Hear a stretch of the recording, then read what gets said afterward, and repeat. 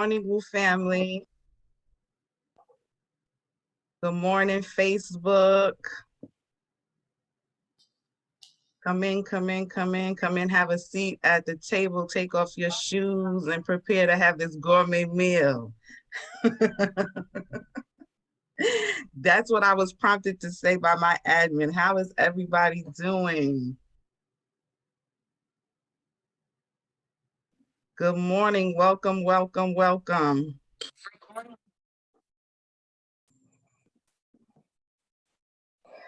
My name is Martine Malivers. This morning, we're going to be talking about preventative measures for child sexual abuse prevention. Good morning. Good morning. Good morning, Jackie. How are you? Doing okay? Good, good. Come in, everybody grab a pen and paper. Always have water. And just be open to my suggestions. Hear me out. I'm hoping to have a very raw and organic conversation with you all this morning and to leave you with some could be life-saving tips to ward off an age-old ail. Good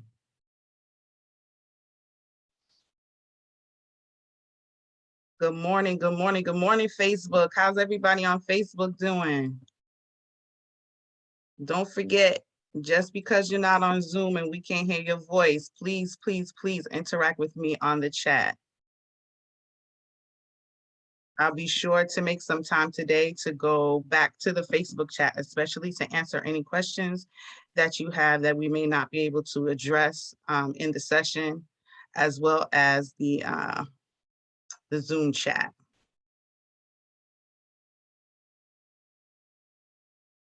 Good morning, welcome. Good morning, Joyce. Good morning, Tracy. Good morning, Ariane. Good morning, Adam. Good morning, Marie. Good morning, Naomi. Good morning, Teresa, Zakia. Good morning, everybody.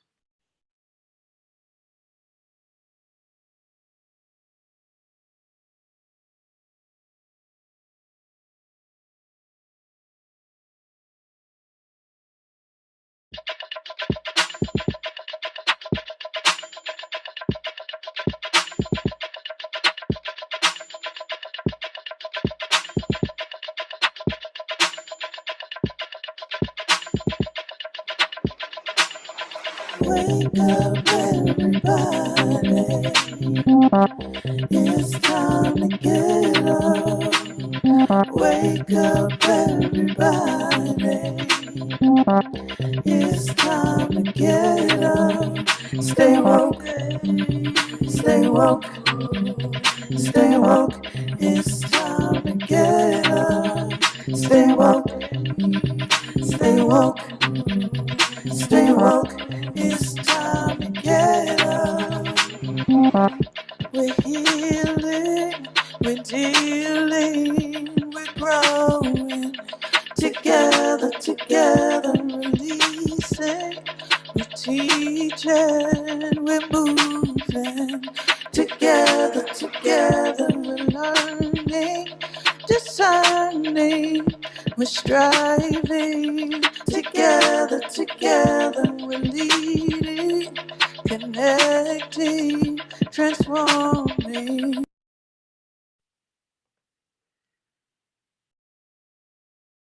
Good morning, Woo family. How's everybody doing? My name is Martine Malivers. I am the founder of Touch the Rebellion Incorporated, a nonprofit organization whose mission is to make the public aware of the prevalence of child sexual abuse in all communities and teach preventative measures against it. whose vision is a world taking action against child sexual abuse and making its prevention a regular part of every child's life, and whose commitment and values are to value, preserve, and maintain the innocence of children in the US and abroad by actively preventing child sexual abuse, to bring about awareness of its prevalence in every race, culture, religion, and social class, and to reach the public directly and provide them with education on how to make prevention a part of every child's daily life. That is what I'm trying to do on this morning. I'm also a registered nurse in a heart center. I'm a research nurse. And I'm a change maker trying to walk in my purpose. I aim to change minds one community at a time. So again, good morning. As always, it's wonderful to be here with you guys. I'm honored. And today I want to continue our conversation on the topic normalizing child sexual abuse. Today, we're going to talk about tips on starting the conversation, especially with the children. So to start, I want to just recap a few things from the last session. One of the things that we did was make sure that we understood and defined exactly what child sexual abuse is. So I'd like for you guys to come off of mute and let me know what you know about what child sexual abuse is. And we can get as raw as you need to be. Let me know what your understanding of exactly what child sexual abuse is. Can anybody come off of mute and let me know that? All right, let's invite folks to just share. And remember, this is not about having a perfect answer. It's about the co-creation in the community. So Ariane, if you can unmute, Jacqueline, if you can unmute and support us in developing a working definition. I'm inviting you. There you go. Thank you, Ariane. Okay. Hi. I would say child sexual abuse is unwanted touch, unwanted gestures, unwanted or adult emotions towards a child. I'm trying to get the words right, but I don't know. Okay. So this is why I like to ask that question. Does anybody know? You're almost there, Ariane, but there's one word that you're using that we gotta throw it out. Does anybody know what that word is? I think I missed it. I think it's unwanted. Exactly. Yes, who said that? Who said that? Was that Tracy? Yeah. Yes, unwanted. That's a very important part of child sexual abuse. And a lot of times I definitely, please call me out if I don't get to it. I definitely want to address older children because they get left out. I think a lot of times, unless we're thinking about R. Kelly or somebody, we leave out the older children who often get molested, and they get put on the back burner because we use terms like fast-assed, fast-tailed, right? We put that onus only on the child who's 14, 15, 16, sometimes even in 13, depending on their developmental stage, mentally, physically, how they're interacting, that's a very sensitive time. And regardless of what you see them do or don't see them do, they're getting urges, they're going through puberty and everything. And a lot of times they're getting taken advantage of, and they may consent to sex. But if they're a minor, it's still child sexual abuse. So whether wanted or unwanted, and there's some even kids way younger than that who may consent and happily participate in any act. Okay, so child sexual abuse is any sexual act, be it sometimes verbal, pornography, things that it doesn't actually have to be a physical interaction, but that is still child sexual abuse. So we never want to use the word unwanted. wanted or unwanted, as long as a child is a minor. And then, you know, there's specifics from state to state. But if we understand that an adult has sexually violated a minor, the violation would be because they're a minor, not because they wanted it or didn't want it. Anything else? Any other responses? I had called on Jackie, but anyone else who wants to contribute? There you go, Jackie. Thank you. Yeah, I'm having a hard time with the recovering from COVID. The definition, I had agreed with the unwanted, but that was only because I was thinking in terms of how sometimes parents force their children to hug and embrace adults that they don't want to. And that's the only reason I thought that that was important, but it's both. It's unwanted and wanted advances, or I don't even like that term wanted or unwanted. I think there's something else that can replace that, because like you said, it's any act, any sexual act that is imposed on a minor, and or on a minor it has been subjected to. But I keep thinking about all of those times when parents will say, hug uncle, do this, do that. And they grab you and put you on their lap and stuff like that. And I'm thinking, I guess, in terms of the very young children, especially because they feel powerless to say no to their parents, and their parents push them to this. And I think that that's something that parents really need to pay attention to. Don't force your children to do things that they're uncomfortable with. Period. Thank you. Thank you. And I agree that that is not a good thing, but that is not child sexual abuse. It could lead to child sexual abuse, but having your child to hug somebody. So let's be clear. That's not child sexual abuse. I call that stifling a child, not allowing a child to set their boundaries. And that is definitely a way to facilitate child sexual abuse and could lead to child sexual abuse. But another thing that you said is that you don't like the word wanted. I like the word wanted. And I like the word wanted only because it's an issue. It exists. We could unpack a whole lot of things today, but just know that kids from a very, very, very young age, okay, are able to be in tune with their sexuality, and that manifests in different ways. And a lot of times adults take advantage of that. So that is something that children are capable of, and we need to be able to be comfortable talking about it. We don't like talking about that stuff. We don't like talking about anything having to do with children and sex. But in order to stop this phenomenon, and it is, the CDC has deemed it a public health crisis ever since the 80s. And this is probably the oldest and greatest crime against children, but the most unaddressed and underreported.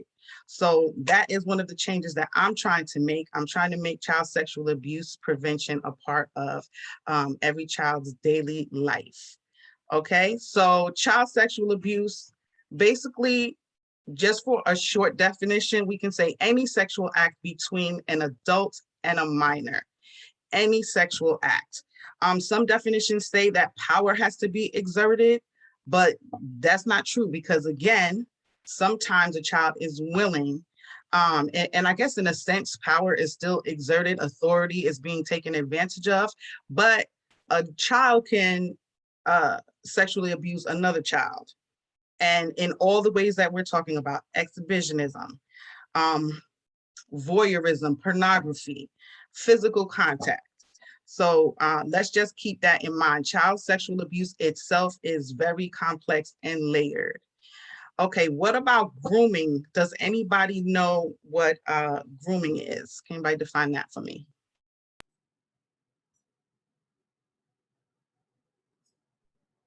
All righty, let me see.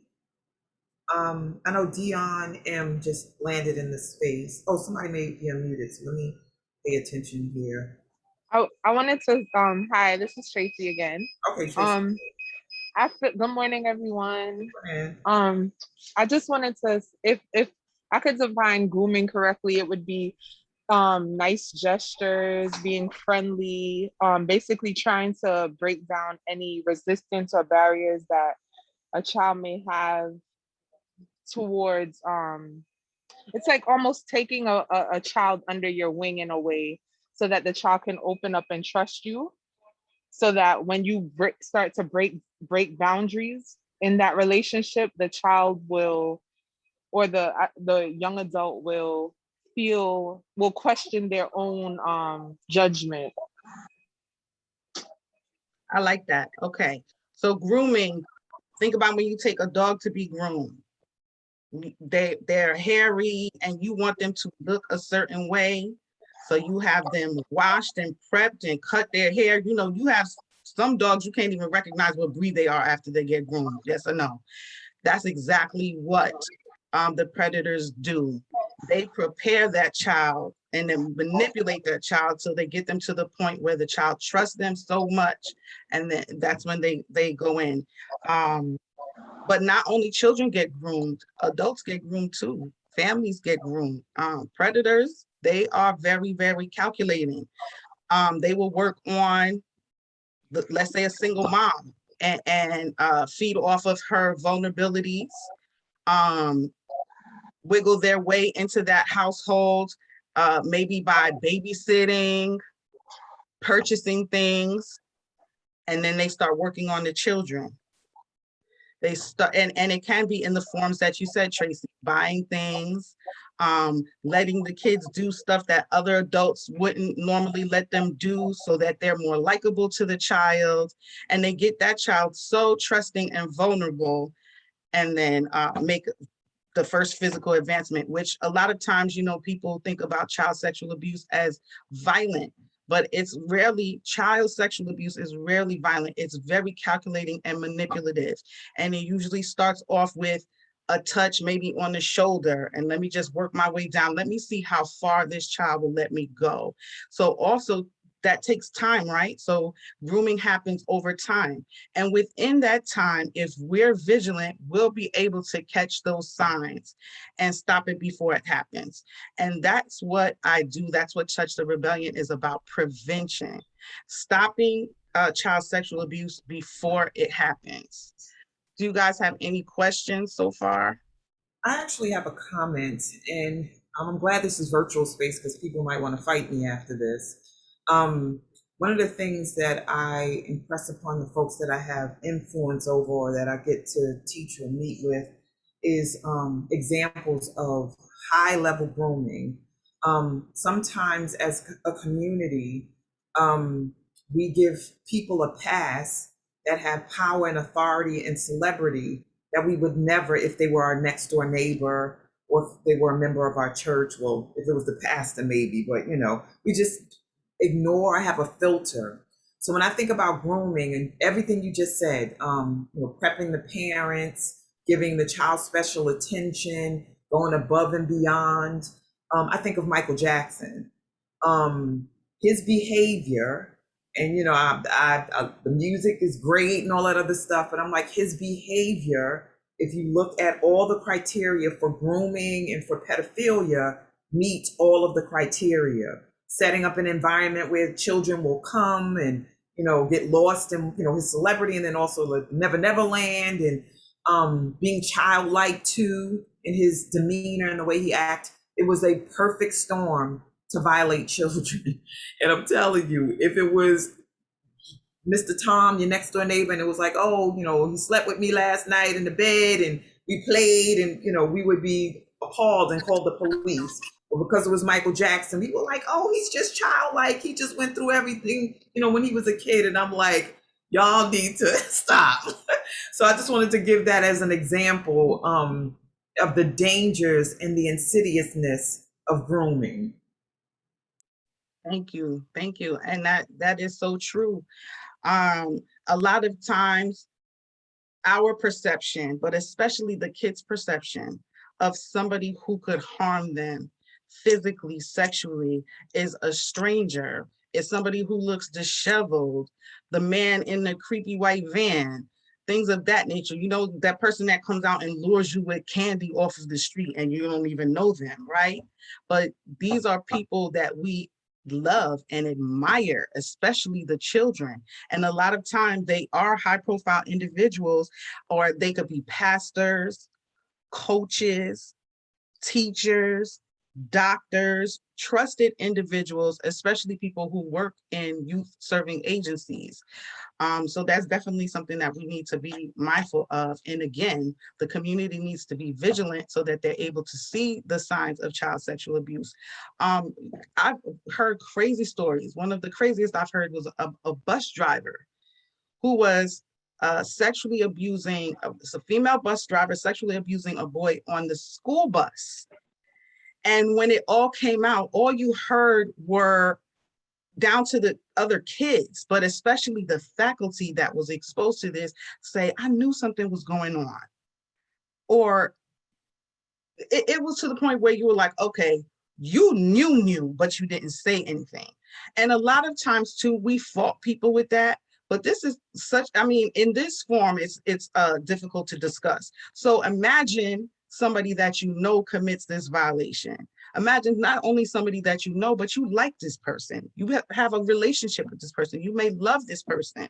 It's very, very difficult to address. But this is why we need to keep talking about it and practice it so that it becomes second nature, because we have our relationships with people are second class. We have to put our children first. And I feel that that's what's definitely not happening and what I would like to see changed. So 1 in 10 children will be sexually abused by the time they're 18. Again, this is the oldest and greatest crime against children, but the most unaddressed and underreported. And I'd like to just talk for a second about why I do what I do. So I was sexually abused. I was sexually abused on several occasions by different family members and friends. And it started, I'm guessing, I don't really remember, but probably about the age 7. And there are a lot of things that my parents did to facilitate my abuse. Now, I'm not saying they were being intentional or neglectful. It wasn't that kind of situation at all. Regular, normal household. Of course, we had our issues, but there were things that they were doing that they did not realize, that they were opening the door to predators. And it happened to me a lot. And a major part of why it happened to me is because of the word that we used earlier. It was wanted. From a very young age.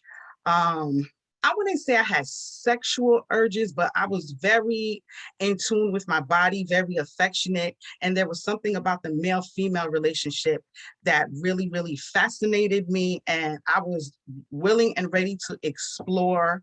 And even at a young age, I even imposed that on another child.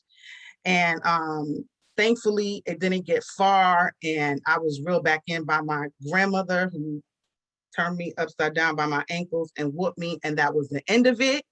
Thankfully, I never did it again, because I guess I don't know even where that came from, but I look back at that and how mishandled it was, and think about how I could have exerted that on many other children. Thankfully, I did not.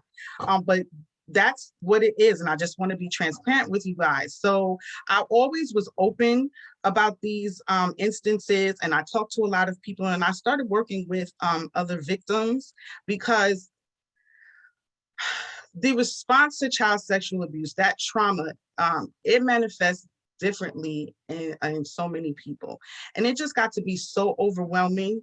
And I got to a point where I felt like I was hurting more than helping, because I was not able to offer the specialized attention that is needed to address some of these responses, right? Some of these trauma responses.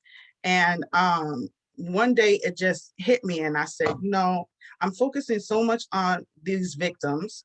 I'm getting nowhere. Nobody wants to participate in this. And this is definitely something that I want to go back to.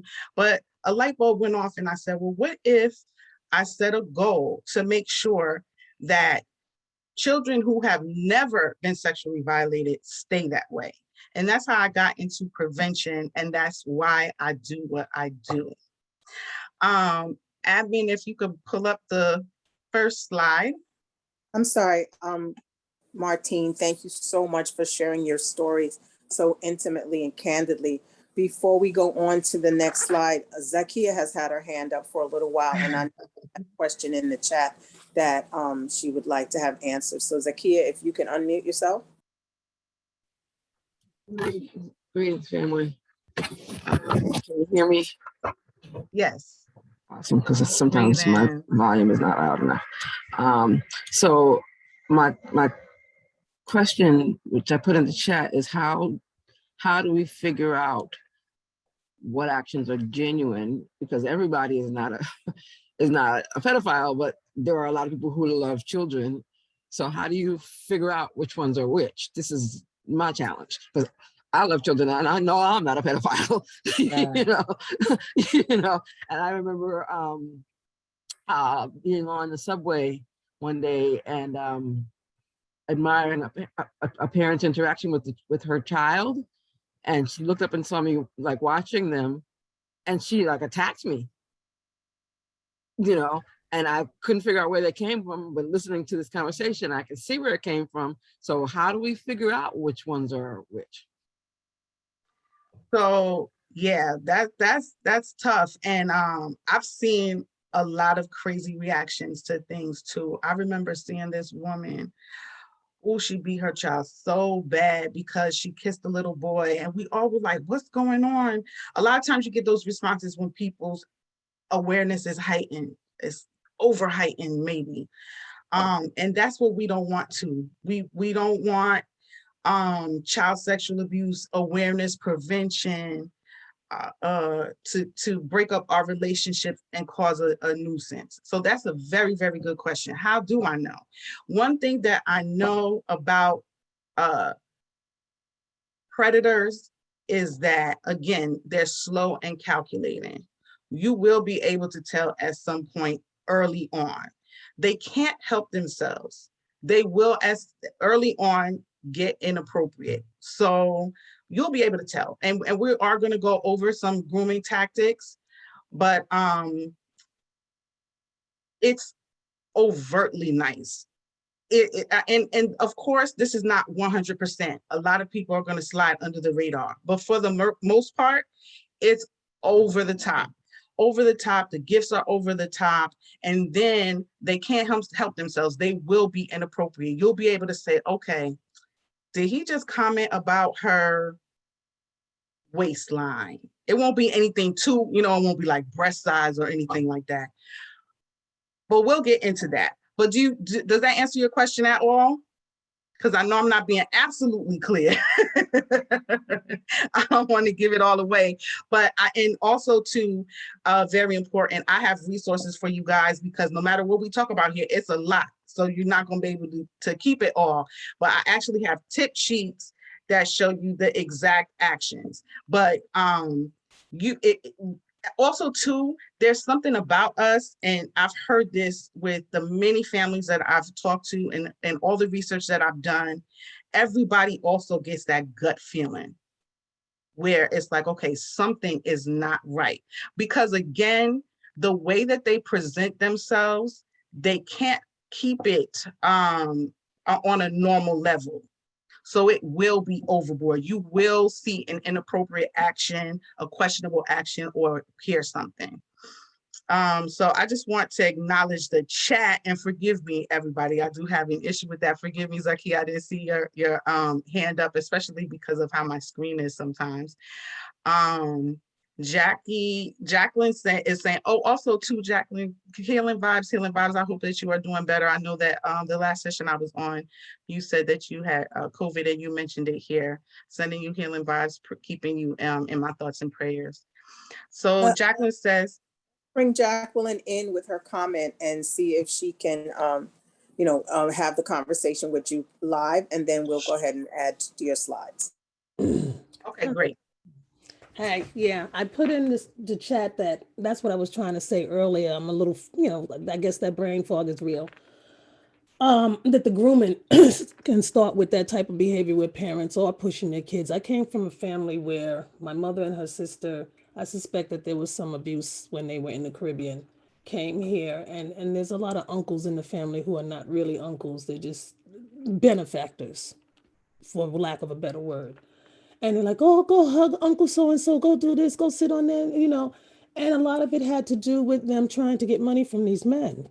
So I felt, you know, like I was being prostituted, and I didn't know that word as a child, but I felt like I was being used in that way. And I've seen it happen with some of my cousins and stuff like that. So when I talked about that, I was talking about that whole grooming thing about, oh, you know, go butter up Uncle so and so. And this thing, because of this survival thing that they had where they were using men for money, I felt like I was being used. And so I'm very hyper vigilant about that. I never make my children, I make them speak, you know, they're polite, but I never made them physically touch anyone if they're not comfortable. My daughter was very uncomfortable as a toddler, or allowing people to touch her. And so if she, you know, if they wanted to hug her or something and she pulled away, I didn't say go over there and hug so and so. I didn't do that. I was like, oh well, you know, she's her own person, and she doesn't want to do it, and that's that. And I'm very, you know, I'm vigilant about that, and that's probably why I focused on that, because it was my experience. But I'm aware that there are other experiences, and I'm complete. Yes, I love that. I love that. And you'll be happy to see my tip sheet. But yes, and you brought something else into this space. You know, it goes as far as women actually giving their daughters up for to men for money. I know That people like happens a that too. lot. Yeah, I know And people like that. so that's like the worst of it, right? That makes us say, oh, but yeah, what about the mom who is flirty with it? She may not be doing that, but she is offering her child up for money in one way, shape, or form. Yeah, that unfortunately it happens a lot. It happens a lot culturally. Um, yeah, these are things again that may be cultural norms, but open the door to child sexual abuse. Absolutely. So thank you for sharing that, Jacqueline, Mhm. and you'll be happy to see what I have later. Um, Okay, I see Teresa has her hand up. Is that what you were going to say? no, actually, I was going to say, if you can give an example of how a mother could be giving her child up unintentionally with some behaviors that she may be how she may be behaving in a way that creates an environment where her child is used as bait, as Jacqueline said, or used in a way that make, like you mentioned, also makes the child more vulnerable because of what behaviors that the family is, the culture of the family that creates that. Can you give like a mini example so we have an idea of what to watch out for? Okay, one very common thing, you have mothers usually, I mean, nowadays, the mamas are looking better than the children, but you know, you may be overweight, insecure, and you have a boyfriend and you're trying to keep him because he's bringing money into the household. So you do so with your beautiful daughters, and you have them to wear, you have them scantily clad in the house when you know that he's coming over. That's a way. You're still the one in the physical relationship with him, but you're giving him a reason to come back. There's a lot of sick dynamics. Like again, child sexual abuse is so layered. We could talk about this kind of stuff all day, but that's one example. And if anybody else, before we move on to Teresa, can think of an example, please bring it into the space, because I mean, there's just so many. Anybody?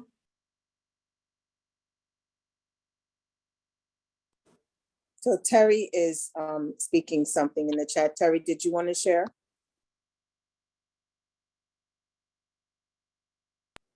While Terry gets ready, and I'm not sure what the comment is for Teresa, I'll throw one into the space. And Martine, you'll share whether this is on, spot on, or if it's like a tangent. But I think about mothers that have children in entertainment, particularly mothers of daughters. I'm sure it happens with boys, but I've seen it the most with mothers and fathers of daughters that dance, that model, and that are in pageantry, and how they adultify the children, have them dressed up like many adults, have them in sexually provocative clothing. I remember when my daughters were in dance, and one of them, my eldest daughter, danced, she went to the Performing Arts High School, but she was in a lot of shows and performances over the course of her dance career and education. And there was a lot of provocative costuming and gestures in the dance that were far beyond the age and stage of development of the girls. And I used to speak up about it in the spaces with the other parents and the choreographers, which in one case was all men that owned a company. And so sometimes we put our children, girls specifically, on display in these very sexualized ways. And people who are predatory or confused or whatever think that that's an invitation for them to take action in an inappropriate way towards those children. So parents co-sign that by going along with some of the things that are just not appropriate for their children, or they push it to get their child seen and known in different arenas. And I'm complete. Absolutely. And I'm so, because my brain was actually trying to get there. I was like, there's something that's so apparent. I can answer this question. And that is it. Yes, entertainment, you hear it all the time.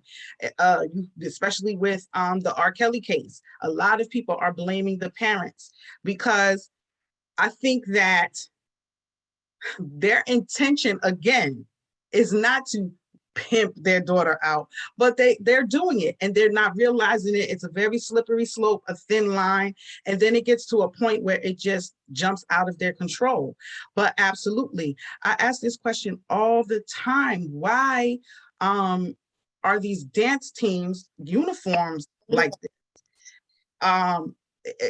The pageants, all the makeup, the clothing that mimics clothing. Sometimes you even see outfits that even mimic kind of like burlesque dancers and things like that. Why are we over sexualizing children in this manner? That definitely is a perfect example. And to go back to address Terry put in the chat, and Terry, you can unmute and jump on, that she was assaulted in her sleep. She was assaulted in her sleep, and after things came to light, my mother allowed the predator to continue to reside in our home. One of the major risk factors for child sexual abuse is poverty. A lot of the times, it's insecurity that definitely plays a part in that, but sometimes it's because that man is bringing money into the household, and I don't want to shake up my life. So I let him stay. I'm very sorry. I acknowledge you, Terry. I'm sorry that happened to you. We're here for you, holding space. Please, if again, this is a very difficult conversation to have. It's very triggering.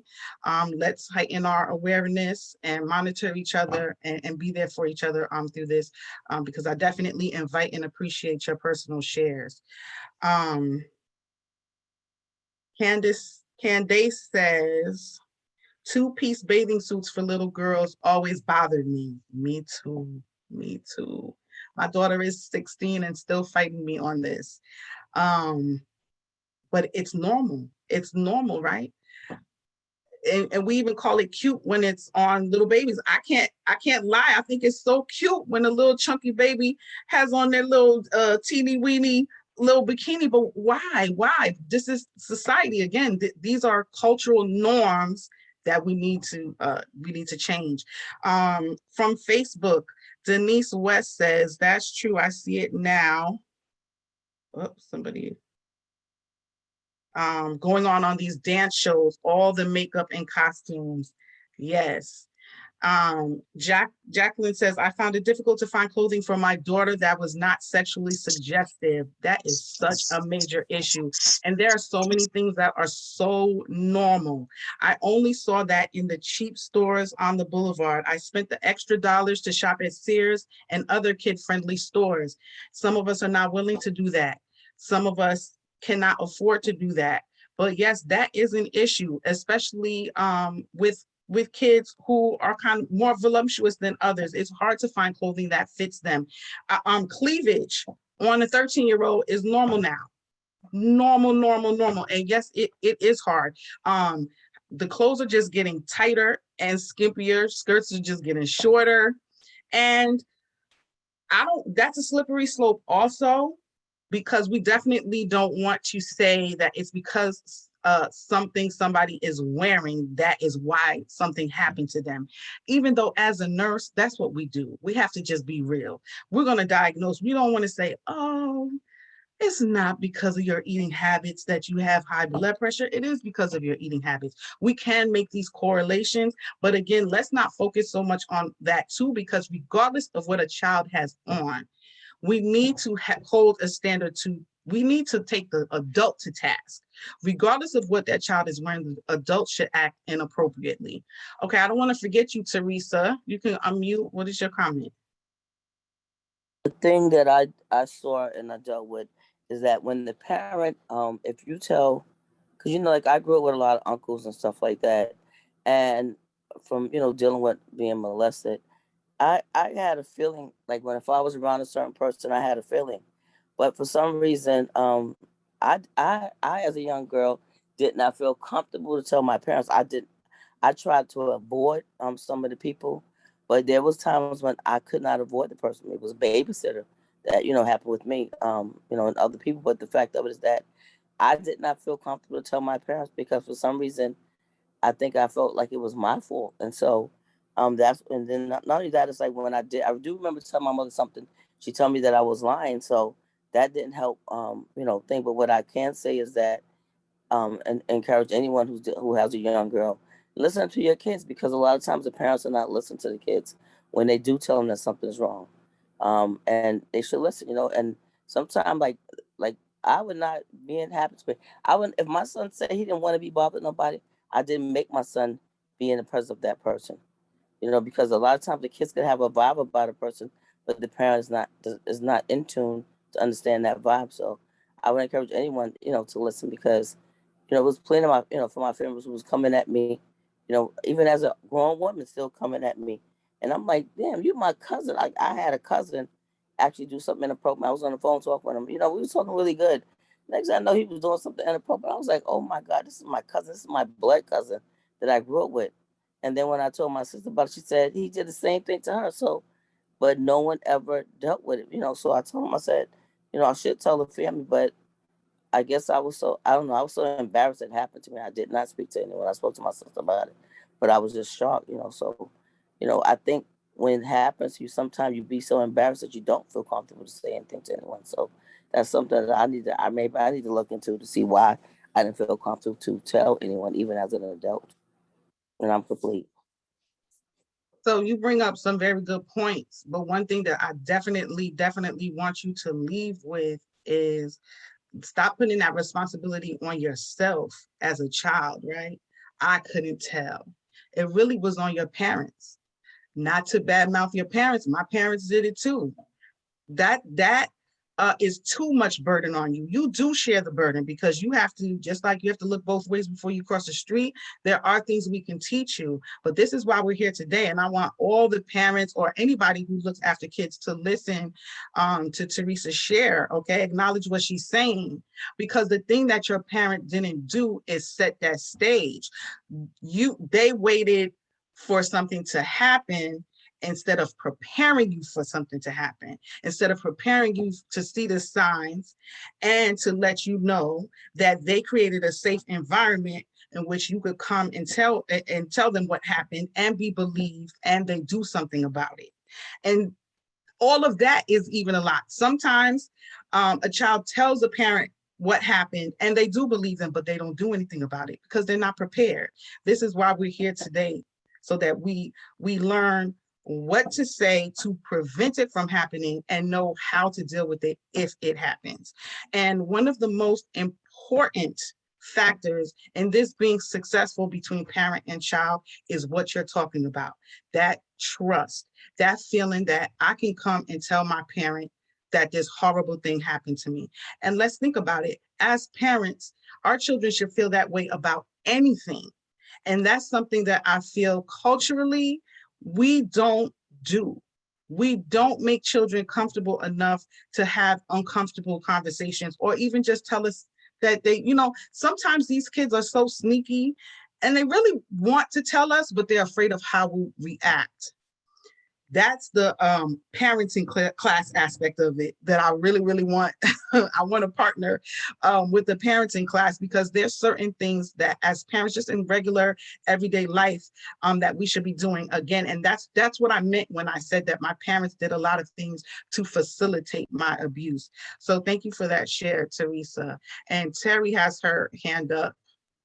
Martine, I'm sorry. Yeah. Before we move on with Terry, because I know you have some informational slides that you want to share, I want to suggest that we go to some of that. I don't know if some of the slides will cover what maybe Terry's question is, or if it's a personal testimony. I don't want to skip over that.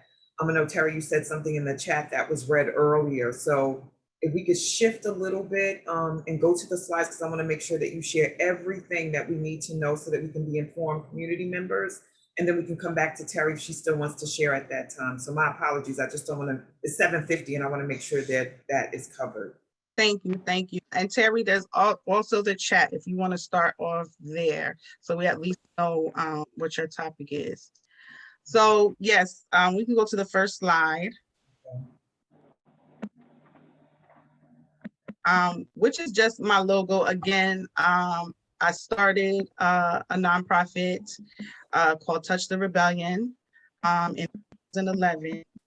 And there are a lot of organizations that teach preventative measures. I partner with a lot of them, but the difference between them and what I do is this is what I do. I'm very grassroots. I go out into the community. I don't just send you pamphlets. I go out and I actually host workshops, and I host children's workshops. A lot of other organizations, they don't do that because they believe that the burden should be on the parents, and the burden should be on the parents. The burden should be on adults. But again, just as you teach your children safety measures, you teach them to look both ways before they cross the street, you have to teach them about this too, because you can't be with them every second of the day. They need to have some guidance on how they can protect their personal space. All right. So we are having a little touch of technical difficulty. Please bear with us. Here we go. Here we go. Okay, there we go. Okay, so that's just my company logo. I want you guys to look at it, get familiar with it. I would love to partner with you. And again, too, as the conversation is going, one of the things that came up for me is there's so many ways that you can help, because you know, everything is not for everybody.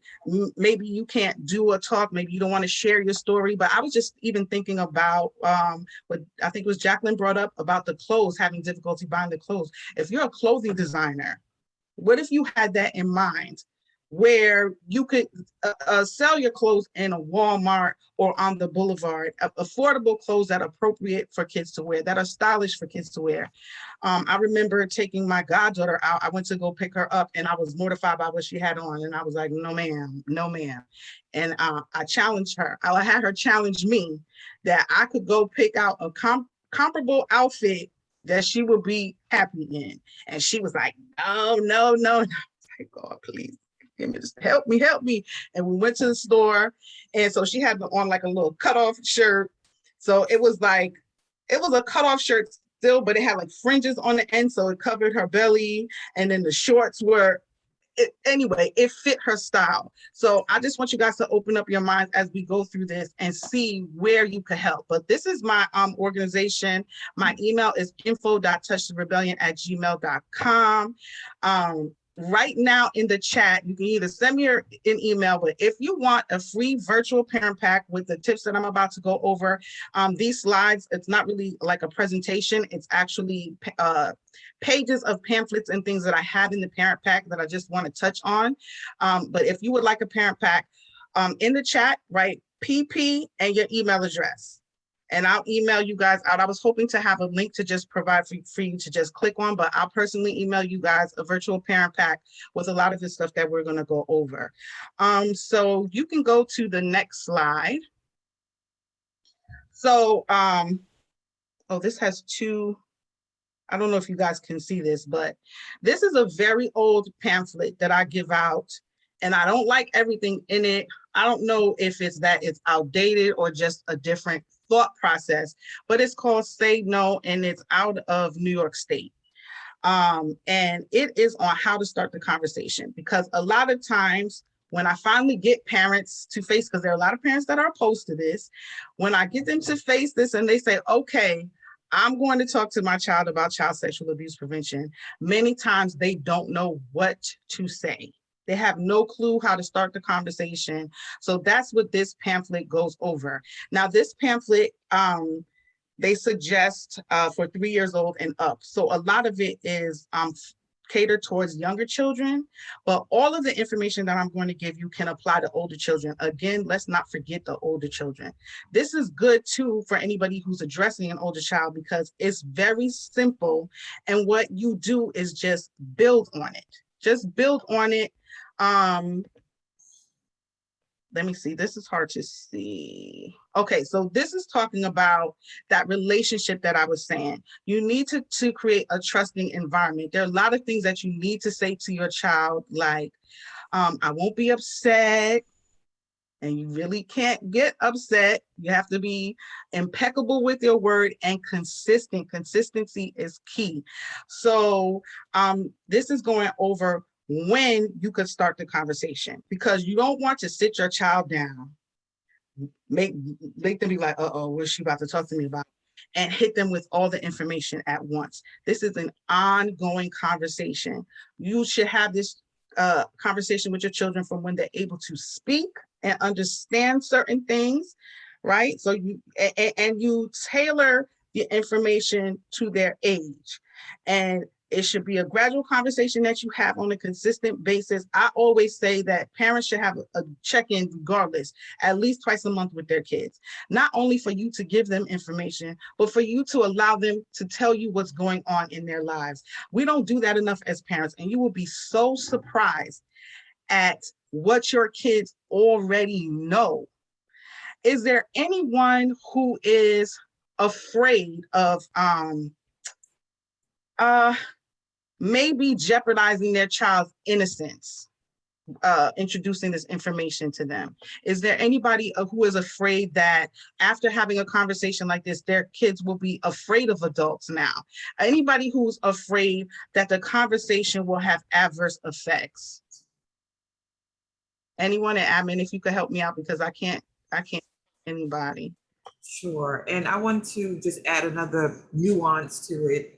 You may be a grandparent or an auntie, and have a position on it. You may not be parenting young children or adolescents, or in the past there was fear about it, but I know there are some folks on here that do have young children. So anybody have some level of resistance, or maybe you're willing but nervous about it, just to bring more folks into the conversation, please do raise your hand. I know Athenia, you have young children. Carmen, I know there are grandparents in here, like my sister Joyce. Anybody want to share? I see a hand raised. Whose hand is that? Y'all help me out, Coach Cheryl, because I can't see because I'm sharing the screen. There isn't a hand raised right now. Oh, it was, just went down. Okay. Yeah, I will venture to call on someone based on what they've shared in the chat. And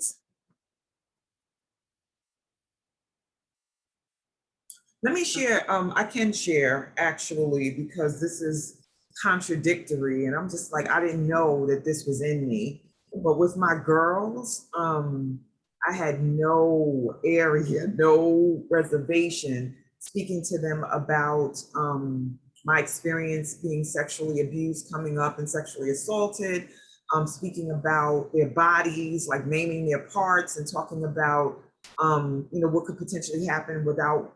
When I was younger, I didn't have this nuance, but as I, got older and studied and became a social worker and a psychotherapist, I shifted. But just speaking to them, trying to create a space and atmosphere of awareness, so that they wouldn't be taken advantage of and abused and mishandled. And it still happened with my older daughter, because an older boy that was connected to her dad and his girlfriend molested my daughter while she was sleeping, or tried to. But what I was going to say with my son, there is resistance. I speak to him about sex. I speak to him about his body. Like, I knew when he became sexually active, but there's a fear from me to just ask him straight out, has anybody ever touched him inappropriately? I choke on that. There's a part of me that doesn't want to know. And I'm like, this is so effed up because I am who I am for the world and how I negotiate space. I'm like, there's such a double standard when it comes to men and boys. And I don't want to be that person, but I just want to own that that has been a reality for me. And thank you. I always say I am the biggest hypocrite because a lot of what we know and what, even when I'm talking to the kids, what I'm imploring the children to do as far as setting boundaries, I can't do it for myself. But we have to. That was actually going to be my next question. Is there anybody who's afraid of what their child might reveal? Is there anybody who's afraid of triggering a previous abuse? I see some people dropping in the chat, sharing that their children were molested. Are you afraid that you will trigger the trauma? These are all realities. Nobody wants to hear that their child was sexually abused. But again, I feel like if we have avenues to handle it right, then it'll be easier to talk about. If a child was already sexually abused, now they are at a higher risk for getting abused again. They're at a higher risk for a lot of things. They're at higher risk for teenage pregnancy. So it is a conversation regardless that we have to have. And we just have to, we have to build bridges and implement strategies to handle these things. Again, I'm no certified expert at any of this. I don't even know what to say to you, Shawnee, except that regardless, it is so important for you to ask that question, and you have the community here to help you if you get the worst answer. There are a lot of men harboring this. A lot of men. Just the other day, and I don't understand why it still amazes me. I was telling somebody about this session and about what I do, a male that I've known forever, and he told me about another male who I've known forever who sexually abused him in his childhood. And he said he had just told his mother last week. Again, because we're not providing that space to tell. And he said one of the things that he said that this was the thing that brought me to tears, is even at his age, when he told his mother brushed him off like, you don't know what you're talking about. So imagine the children. So these are things that we definitely have to change. Shawnee, I'm here for you. That's all I can be, but even between us, we need to implement things to support parents in having these tough conversations. I don't know if somebody was just unmuted or if somebody had a question or something to say. Yeah, I think they were unmuted, and just asking for, I mean, do you want to carry on with the brochure? Yeah, we can go back to that slide. Yeah. Because I just wanted to go over how to start the conversation, when to start the conversation. It should be really, really casual. And again, it should be a gradual increase. You're not trying to hit the kids at one time with things. And if you feel like you don't have that trusting relationship, that's definitely the thing you want to foster first. Let's start working on that first. How was your day? What are you going through? Is there anything that's going on at school? Maybe bring up, current events, talk about vaping, talk about human trafficking. Can we go back to that other slide? Oh, the way the slides are laid out, it's hard. Yeah, I don't know. They should have, like, all of these should be one. Yeah, but let me, I'll take us back on. There we go. Okay. So let me see if I can make this a little bigger because I can't see. You wouldn't be able to make it bigger, it's on me. And this is the only thing. Oh no, my screen is minimized on top of it. Oh, understood. Okay. So with younger children, while the children are playing during a leisurely walk, while riding in the car is the perfect place for conversations. Tell them to take them if you're like me, you're in my car, I control the radio. So my daughter has her earbuds in. Tell them to take it out and take these opportunities. When the situation is lighthearted, like when you're fixing a meal. I don't know about while watching TV, in connection with a remark made by the child or while tucking your child into bed. That's also another time. There's something about when kids are going to bed. Sometimes they have anxiety and that's why they can't sleep, where they're more open to telling you stuff. So the name of this pamphlet again is Say No. I don't really agree with Say No. So there's a lot of things, these are experts. They've done a whole lot more research than me, but this pamphlet is teaching your child how to say no to advances. I have another suggestion, and according to your beliefs, your comfortability, you choose. There's no rhyme or reason to this. It's just conversation that needs to be had, trust that needs to be built. You choose what you say to your children. Now, I'm also mindful of the time, right? It's 8:05, and I know a lot of people have to go to work. Hopefully you guys got my contact information. I don't know if we want to do that now, Shawnee. Yeah, the team will drop in the information in Facebook and then also in the chat.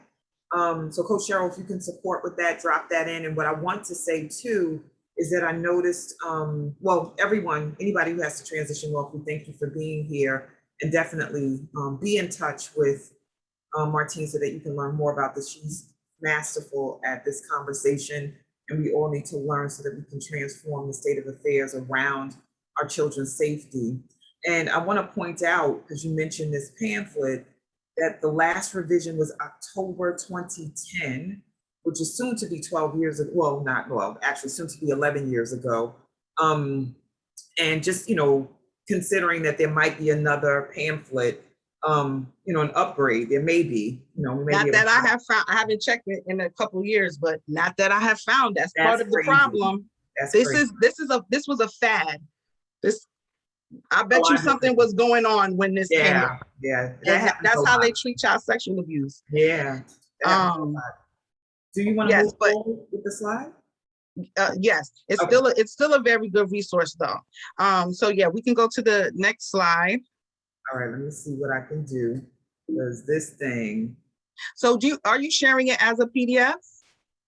I'm trying. I downloaded it and everything, but it's just not performing adequately. And so because I know if you go to view, it'll say full screen, and then it should have all the pages separately. All right, so let me see what I can do. And you can keep speaking. Yeah, I'm gonna check the chat while you're doing that. Excellent, because there was some comments from Facebook that were mentioned. I think Charmaine would be able to read them. Okay. So that we can hear a little bit more about the subject matter and people's experiences. Good morning, Martine. Thank you for this. I don't know if I want to say thank you right now. But anyway, thank you for this well-needed topic. It is a well-needed topic. I wish I had that when I was experiencing my trauma. Again, just speaking for myself, it was a stepfather, and my experience was one where my sister experienced it as well. She was not physically touched, but she was laying on the bed next to me when it was punishment time, because that's what it was called. Oh, you didn't do the dishes when your mother told you to, so you deserve to be punished. You didn't pick up the clothes when your mother told you to, you deserve to be punished. You're the eldest, you need to set the example, you deserve to be punished. And I grew up thinking that it was my fault, and it wasn't until I actually went to Sankofa Healing Center for therapy. It wasn't until I went then I heard for the first time that at the age of 14, it is not your fault. See, this happened when I was 14, so I thought, because I was getting little breasts, little hips coming out, I'm recognizing at 14, I got a little butt. The boys are looking at it in the school, so, I'm dressing to suit that attention that I'm getting as a young teenager, which is perfectly normal as a teen. But then to have someone in the house who's paying attention to that too and zoning in on it, and I couldn't get away. This person took me to school, picked me up from school, and would take me on the way home into the cane fields and do what he had to do and tell me, clean your ass up, fix your face, and then take me home. And I had to pull it together at the age of 14. So thank you for this beautiful topic. And some comments on Facebook. Facebook is juicy. Coach Sophia says, so true. Talk about this with your husband, or she talks about this topic with her husband all the time about her son. We often glorify women touching our boys inappropriately.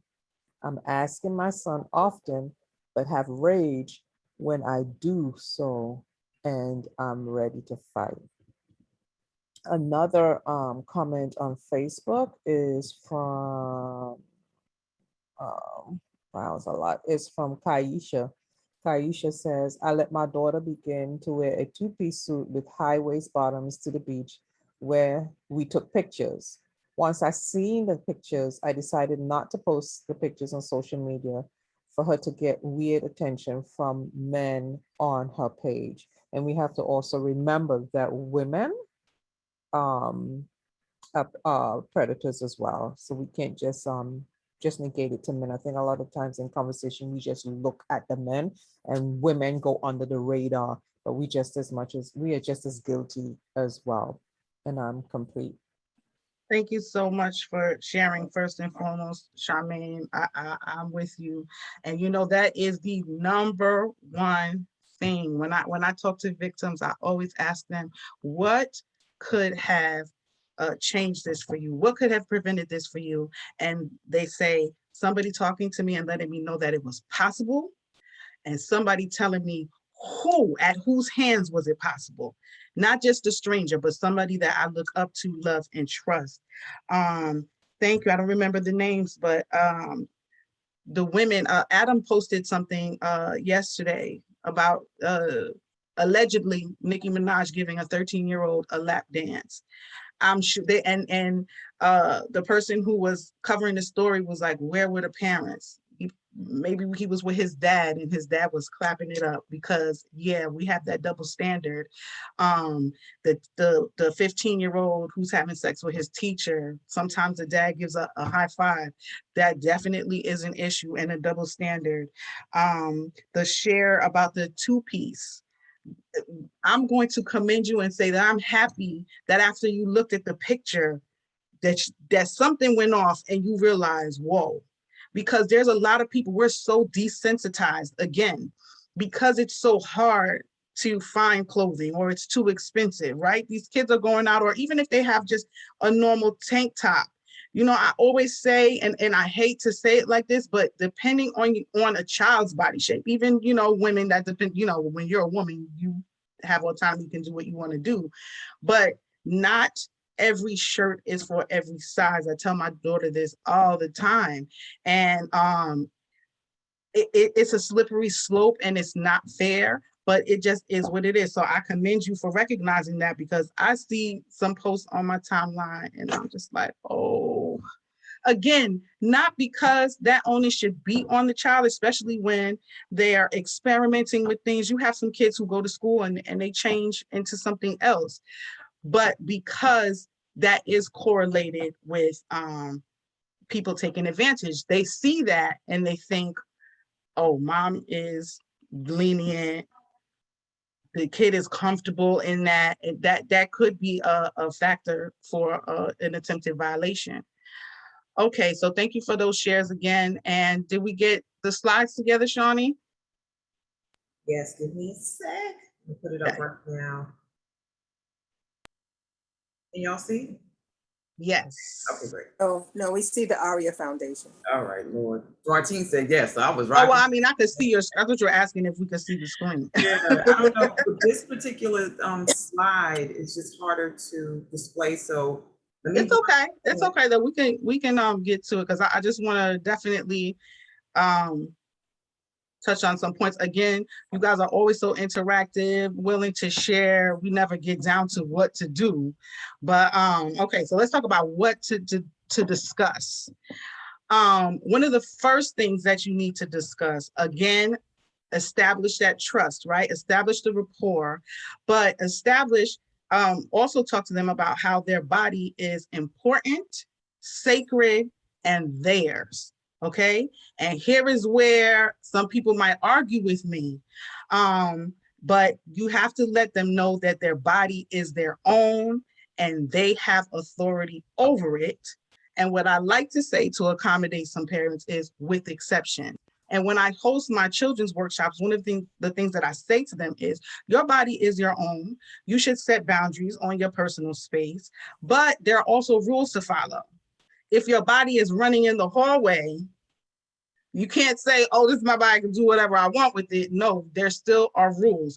You can't go certain places at certain times because you have to follow rules. So there are exceptions, but for the most part, this body is yours.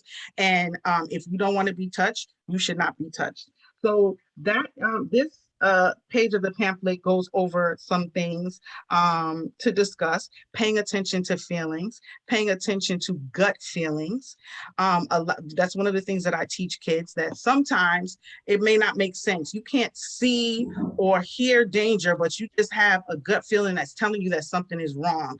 This is a person that you know, you love them, you trust them, but their behavior is making you feel uncomfortable. Honor those feelings, say something, and then tell somebody. Just in case, you cannot prepare children for every single type of situation. Our parents must be on guard and observant at all times. Here are some signs that may indicate a child is being sexually abused: unusual sexual knowledge or behaviors, any changes in behavior, such as loss of appetite, nightmares, wetting the bed, inability to sleep, withdrawal, not interested in things that they were addicted to before, poor relationships with friends, difficulty concentrating in schools. You'll have that in the parent pack. We can go to the next slide.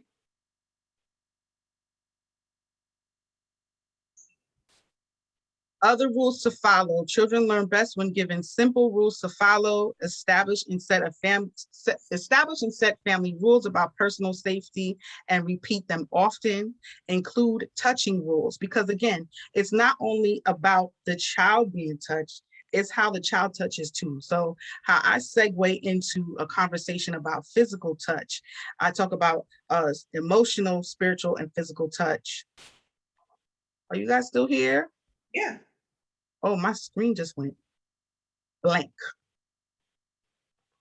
We're with you. Yeah. Okay. And support with the slides, we can definitely support you on that just by continuing. I So, can't even see anything. I don't know what happened. yeah. So we're here. We're sending you energy. Thank you for your lessons. Yeah. Okay, Autonomy thank you so and consent much. is key in my child's life and my children and the raising of them. So I'm right there with you, sis. Yeah. Absolutely. Thank you so much. I lost my train of thought.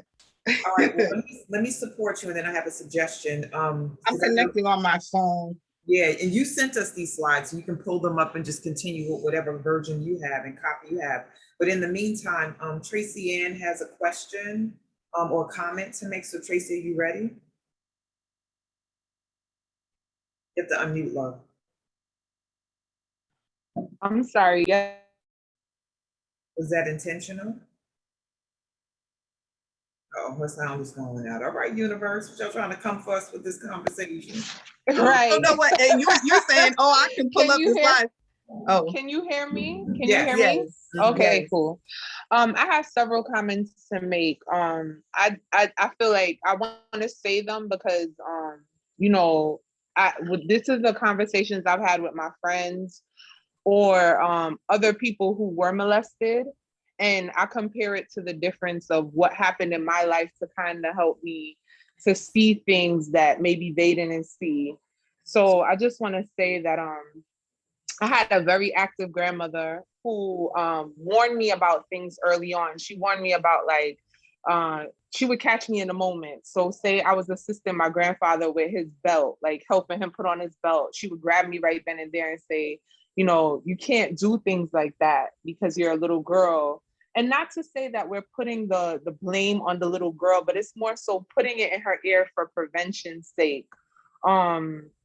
She would tell me like, don't sit in your uncle's lap. That's inappropriate because of men have organs that body parts that may react in a certain type of way. If I was playing outside and it was a group of boys in the corner and like my ball, can you hear me? Yes, I'm sorry, that was me. And the ball went over there and I went around the group of boys, she would tell me, you have to be careful. So I feel like having an active grandfather, I also had a very honest father that explained to me about sex maybe as young as 4 and 5. And I think that a lot of parents are afraid to have conversations with their kids about body parts and what sex is at a young age, because they feel that um it's inappropriate. But I feel like it kind of kills the child's curiosity with those things when you explain it to them. It's like if you keep the cookies away from your child, they're going to want the cookies even more. But if you just offer them 2 cookies, it kind of kills their attraction for it. So I feel like having those open and honest conversations, explaining what sex is, what STDs are, what consensual sex is, like you said, what appropriate touch is, as early as 3, 4, 5, that's very important, because it kills your child's curiosity for that. And it also puts them on alarm that people aren't always good. People aren't always trusting. And it doesn't make them paranoid. It just makes them aware. You know what I mean? And having a comfortable conversation around sex as well. And I just want to mention one more thing. A lot of my friends got molested because they had the fun house. They had the house where their family members would allow them to, they would always have the parties there, or it was always the place of gathering.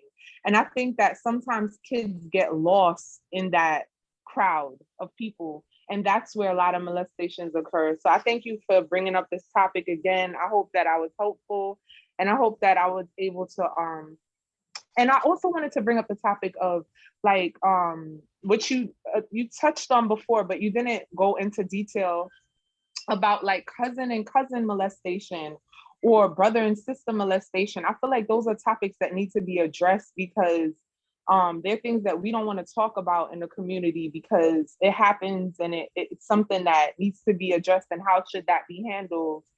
And yeah, and I'll go offline after this. But thank you so much for this. I really appreciate it. Thank you. I hope that you caught that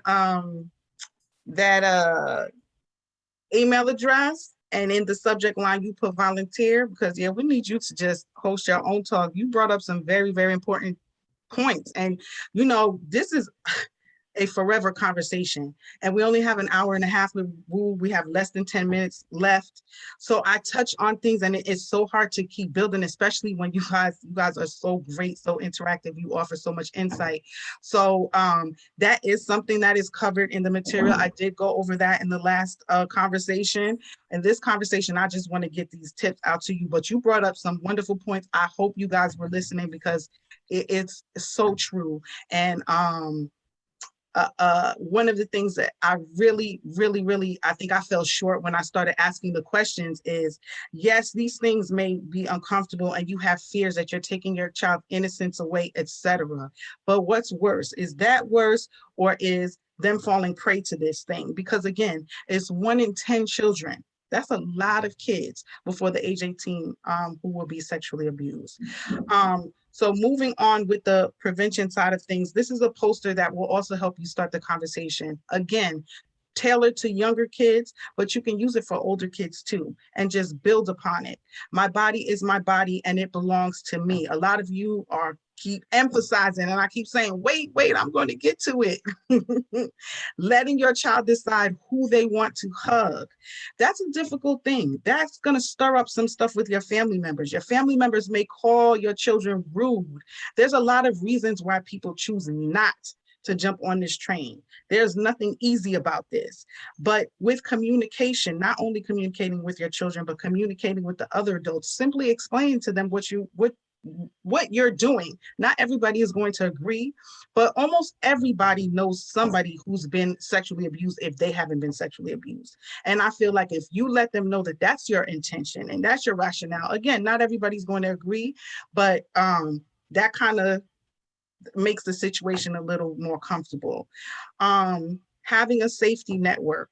We'll go into that a little bit more too. Early warning signs, secrets, private parts. One of the things that this book says, and a lot of people do say, because parents are so uncomfortable with teaching young children the names of their genitals, is okay, yes, nickname it. I do not agree with that at all. If anything, use private parts, because sometimes children are trying to they're trying to report child sexual abuse to an adult who doesn't want to hear about it, not because they don't want to help, because it's so uncomfortable. And if they say, he touched my cookie, they may not understand what you're talking about because you nicknamed that private area cookie. So let's use, if you're not comfortable with using the actual names of the genitals, let's use private parts, because I think that everybody knows what private parts are. We can go to the next slide, unless somebody else has something to say. I thought I heard something.